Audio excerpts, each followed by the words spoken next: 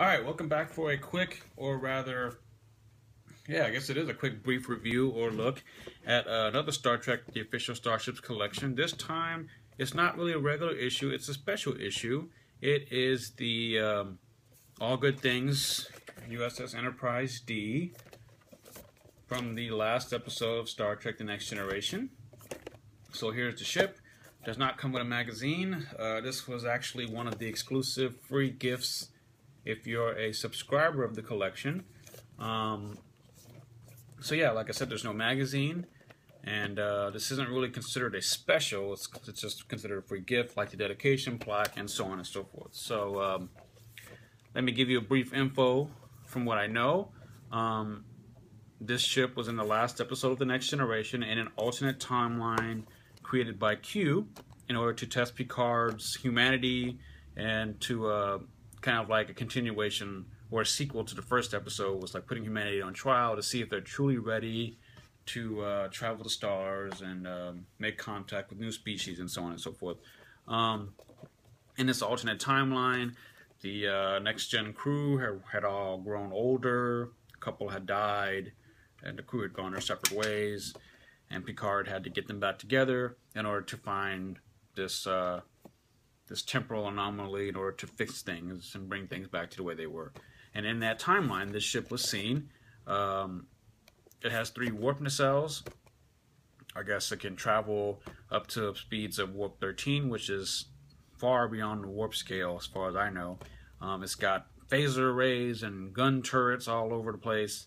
It's got a cloaking device, which was, I guess, you know, all Federation ships in this timeline have cloaking devices. Also in this timeline, I believe the Romulans were conquered by the Klingon Empire, so the Federation was kind of in a constant state of conflict or war with the Klingon Empire. And so yeah, it's actually the captain or the commander of the ship is Admiral William Riker, and an older one, that is. So yeah, so that's the brief information that I know. The rest of the ship, I'm sure, is just like the regular Enterprise D. So that being said, let's take a look at the model that I have here.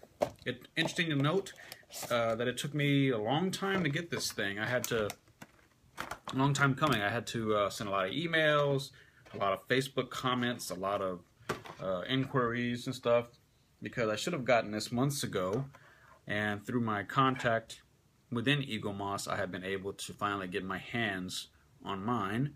I mean, here I am 36 issues into the collection, and I'm just now getting it. That's my only really gripe about it, but at least I have it, and I'm very grateful. So yeah, let's look at the model. First impressions, it's pretty awesome. Look at that. The detail is great, as usual. The metal at the top and the plastics at the bottom. Star drive section.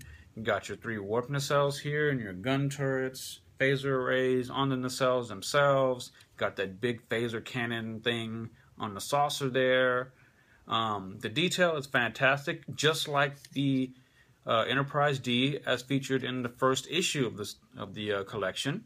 This just has a few things added to it, as you can clearly tell. It looks great. This is a model that has been released before in various forms. It's a fan favorite.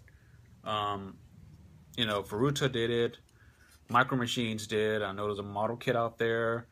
Diamond Select has done it. I know I have it at the top of the shelf there.